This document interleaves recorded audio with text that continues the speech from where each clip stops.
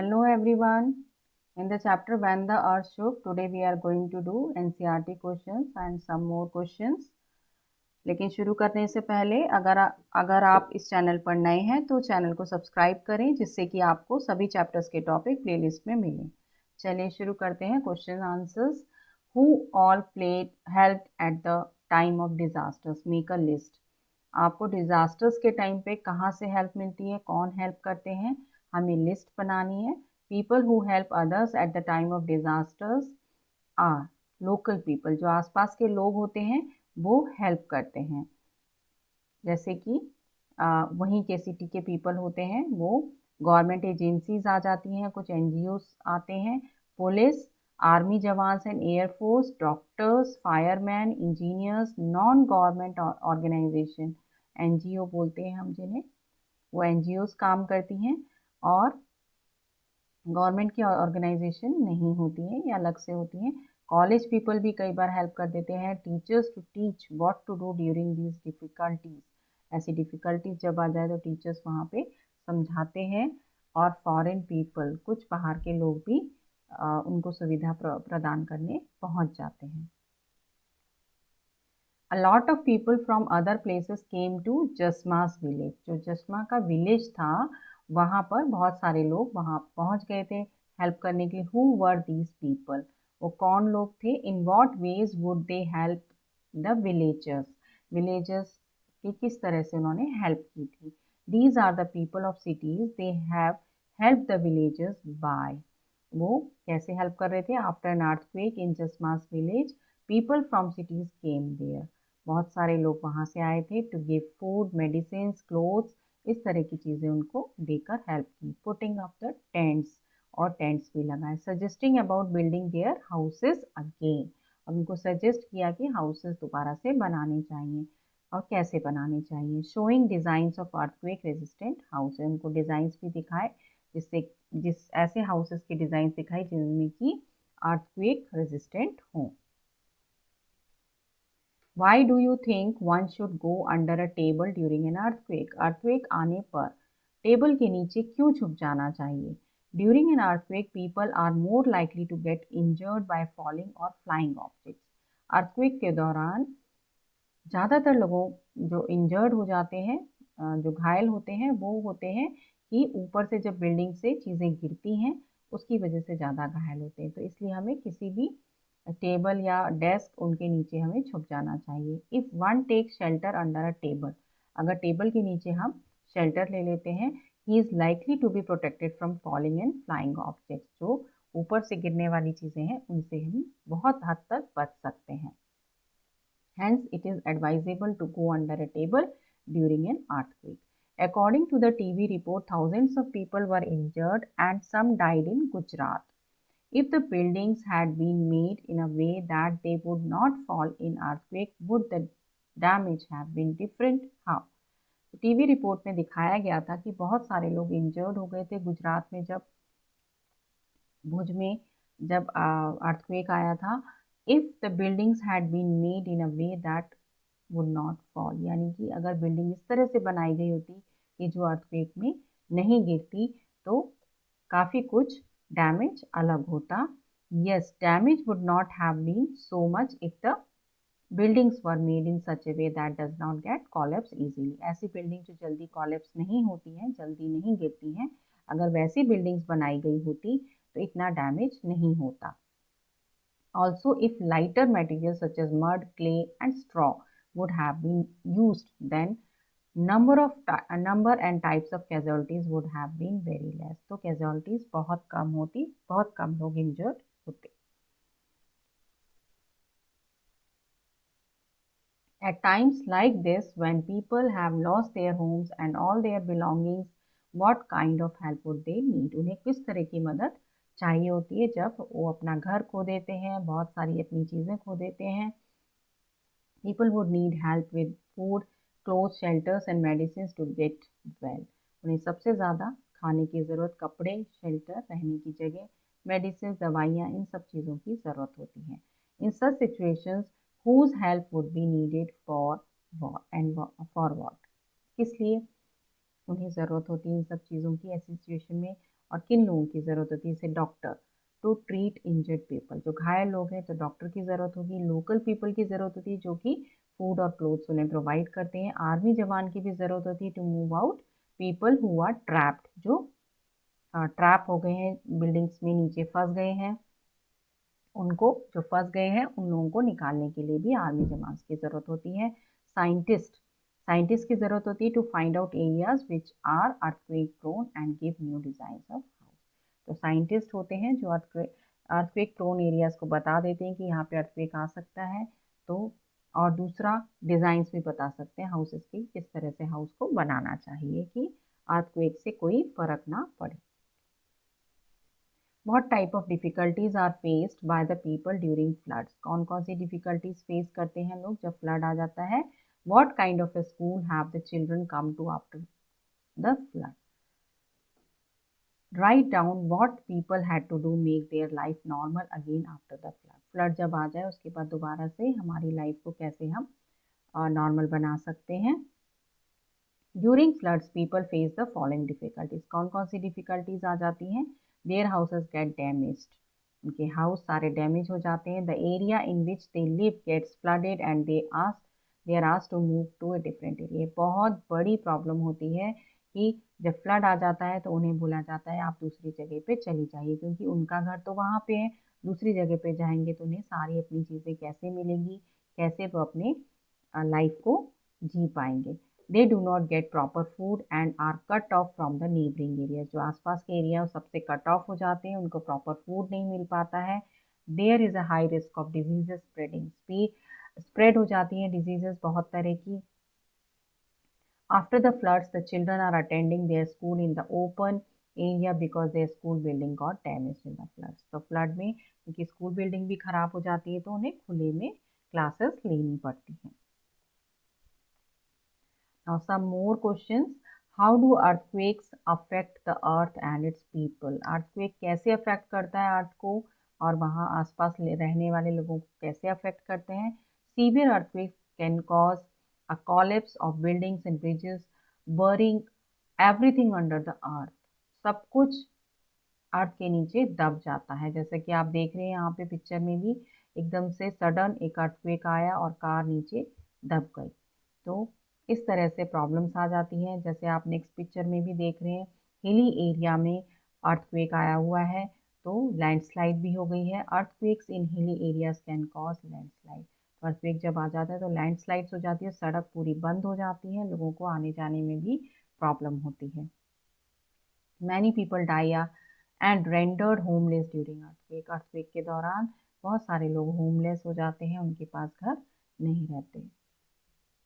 What causes an earthquake, earthquake कैसे होता है ये आप देख रहे हैं। स्ट्रक्चर ऑफ द अर्थ, हमारी अर्थ की जो स्ट्रक्चर है इसमें आप देख रहे हैं सबसे पहले आपकी एक सॉलिड इनर कोर होती है अंदर, ये वाली अंदर वाली, उसके बाद मोल्टन आउटर कोर होती है, उसके बाद मेंटल और क्रस्ट। तो इस तरह की स्ट्रक्चर बनी हुई होती है हमारी अर्थ की। अब इसमें किस तरह से शेकिंग होती है जिस वजह से अर्थक्वेक आता है। The outermost layer of the earth called crust consist of hot rocks called mental. तो ये जो आउटर लेयर आपको दिखाई दे रही है मेंटल, ये तो क्रस्ट हो गई, ये मेंटल, ये पूरे इससे बना हुआ होता है, मेंटल पार्ट से बना हुआ होता है ये पूरा क्रस्ट हमारा। The core is the inner most layer of the earth, जो कोर पार्ट आपको दिखाई दे रहा है ये वाला जो पूरा पार्ट है ये एक इनर मोस्ट लेयर है और ये मोल्टन मटेरियल से बना हुआ होता है। The core is not in a stable state, जो कोर होती है वो स्टेबल स्टेट में नहीं होती है।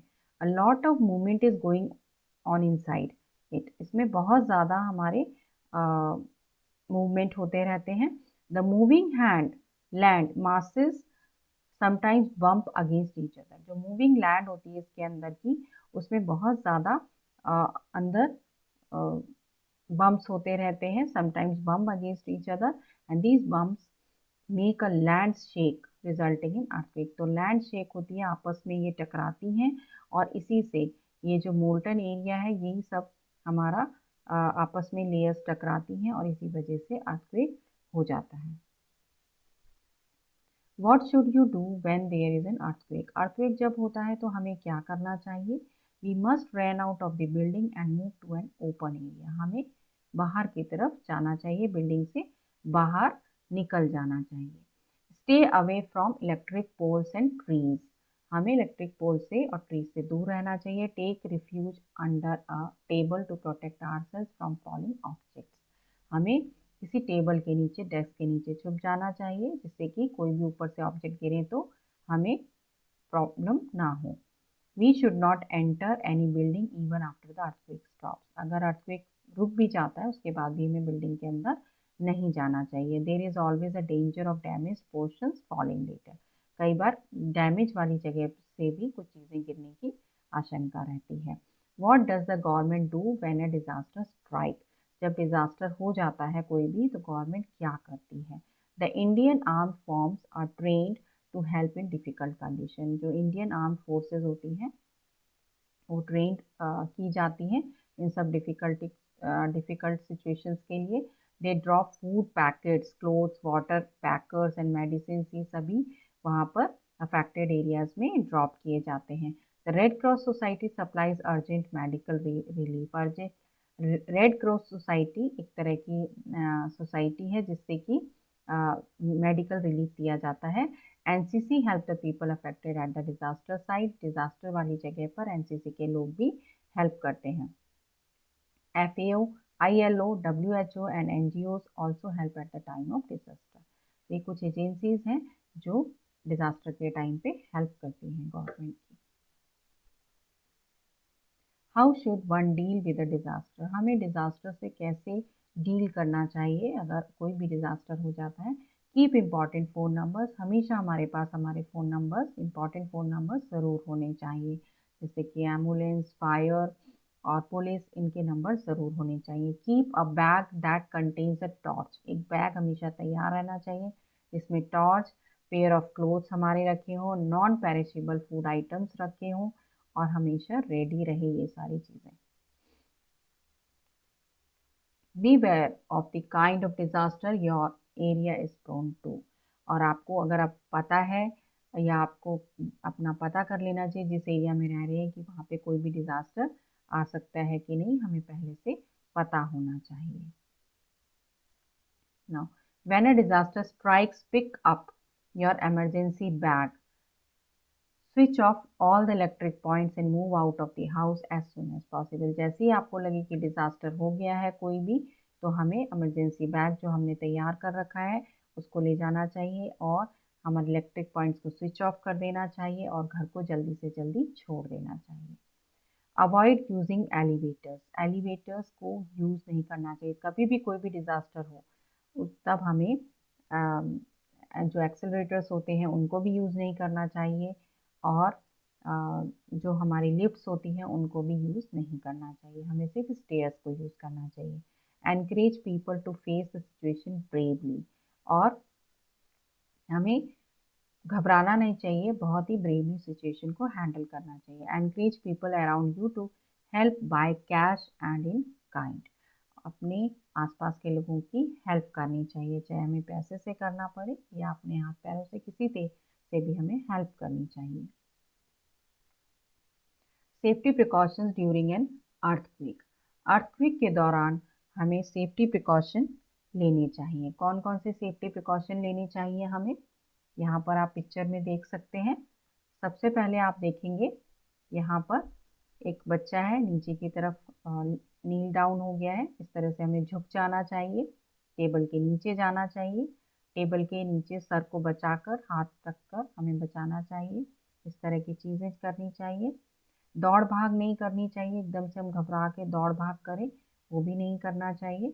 हमें घर से बाहर निकल जाना चाहिए, बिल्डिंग से बाहर। स्टेयर्स का यूज़ करना चाहिए, लिफ्ट का यूज़ नहीं करना चाहिए अगर आप इंडोर्स में हैं। अगर आप बिल्डिंग के अंदर हैं तो ये सभी प्रिकॉशंस आप ले सकते हैं।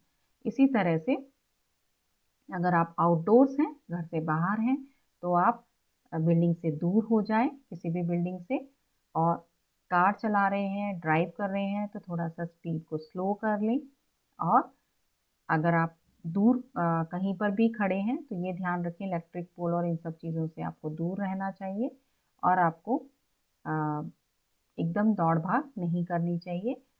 जहाँ पर भी है वहाँ पे खड़े हो जाए, लेकिन बिल्डिंग्स, इलेक्ट्रिक पोल सभी से दूर खड़े रहना चाहिए। तो ये सभी प्रिकॉशंस, सेफ्टी प्रिकॉशंस हम ले सकते हैं during an earthquake. What is landslide? Landslide क्या होती है? आप पिक्चर्स में देख रहे हैं, कुछ माउंटेन्स हैं, कुछ रॉक्स हैं, वो गिर रही हैं। तो ये सभी लैंडस्लाइड के पिक्चर्स हैं। Landslides are common in hilly region. जो हिली रीजन, माउंटेन रीजन होते हैं, वहाँ पर ये कॉमन होते हैं। लैंडस्लाइड्स होती रहती हैं। They occur when slippery masses of rock, earth and debris slide down the mountain slope during the heavy rainfall earthquake. बहुत ज़्यादा रेनफॉल होने की वजह से भी अर्थक्वेक वहाँ पर आ जाता है और लैंडस्लाइड्स हो जाती हैं। यहाँ आप दो पिक्चर देख रहे हैं जिसमें कि लैंडस्लाइड हो रही है। आप देख रहे हैं एकदम से पहाड़ों के ऊपर से रॉक्स गिर रहे हैं। बहुत डेंजरस होता है, हमें दूर रहना चाहिए। और दूसरी पिक्चर में भी इस तरह से हो रहा है कि रिवर में जाकर पूरे बड़े बड़े रॉक्स गिर रहे हैं। तो these are landslide pictures. Now next is forest fire. ये भी एक नेचुरल डिजास्टर ही है। Sometimes a fire breaks out in a forest due to lightning or due to dry leaves and twigs rubbing against one another. This is called forest fire. अपने आप आग लग जाती है, हम लोग इस तरह से डिफाइन करते हैं, बट अपने आप नहीं लगती। इसमें ड्राई लीव्स वगैरह या जो सूखी पत्तियां वगैरह है उनमें लाइटनिंग हो जाती है। कई बार बिजली गिर जाती है ड्यूरिंग मानसून, तब भी इस तरह की चीज़ें हो जाती है, फॉरेस्ट फायर हो जाता है।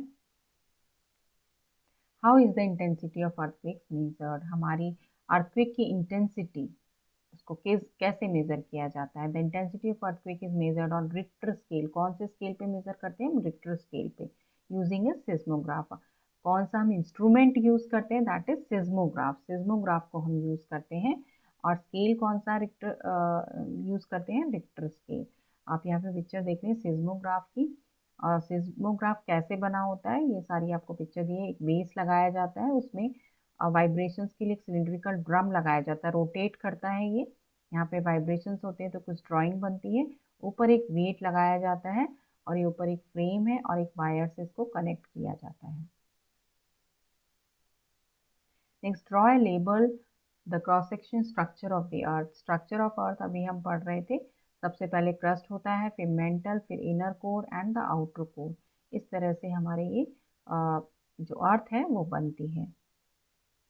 What is seismograph? सिस्मोग्राफ क्या होता है? अभी हमने देखा था, सिस्मोग्राफ एक इंस्ट्रूमेंट होता है जिससे कि हम अर्थक्वेक की इंटेंसिटी को मेजर कर सकते हैं। Earthquake generate waves that travel all over the earth. This can be detected with an instrument called seismograph. तो जो भी अर्थक्वेक जब होती है उससे जो वेव्स उत्पन्न होती हैं अर्थ पर, तो उसको डिटेक्ट किया जाता है सिस्मोग्राफ की हेल्प से। ये आप पिक्चर देख रहे हैं सिस्मोग्राफ की, जिसमें ये काम कर रहा है कि ग्राउंड की मूवमेंट हो रही है। यहाँ पे आप देख रहे हैं ग्राउंड है, इसकी मूवमेंट हो रही है, और जैसी मूवमेंट होती है ये यहाँ से पेन से एक ड्राइंग सी बन जाती है। जो वेव्स हैं वो यहाँ पे दिखाई देती है और इसी को मेजर कर लिया जाता है रिक्टर स्केल से। तो इस तरह से हमारा सिस्मोग्राफ काम करता है। Who is a seismologist? Seismologist कौन होते हैं? A person who studies earthquakes is called a seismologist. जो अर्थक्वेक के बारे में पढ़ते हैं, बताते हैं, वो सिस्मोलॉजिस्ट होते हैं। एक सिस्मोलॉजिस्ट हमारे हुए हैं Robert Mallet. Mallet is considered the father of seismology. His research shaped the way seismology is studied today. जो हम पढ़ रहे हैं सिस्मोलॉजी, वो सब रॉबर्ट मैलेट ने हमें दी है। वर्क इन सिस्मोलॉजी, क्या काम किया है? Today Robert Mallet is known as the father of seismology for his work in the field. Seismology की फील्ड में इन्होंने बहुत काम किया है, इसलिए इन्हें फादर ऑफ सिस्मोलॉजी बोला जाता है। He wrote many papers on seismology such as on the dynamics of earthquakes. इन्होंने लिखी है ग्रेट नेपोलियन अर्थक्वेक ऑफ 1857, ये भी एक इन्होंने बुक लिखी है। The first principles of observation seismology and volcanic energy, an attempt to develop its true origin and cosmical relations.